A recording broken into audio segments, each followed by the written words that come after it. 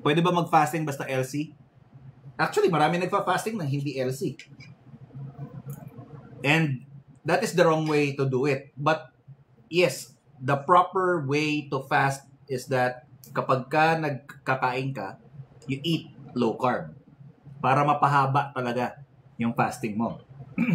That's the way to comfortably fast. No, prerequisite ng comfortable fasting ang low carb. But may mga gumagawa ng high carb kaya nagdideliryo sila. But to answer your question, pwede ba? Hindi, dapat naka-LC ka pag magpa-fasting ka para komportable ka. Otherwise, mahihirapan ka mag-fasting.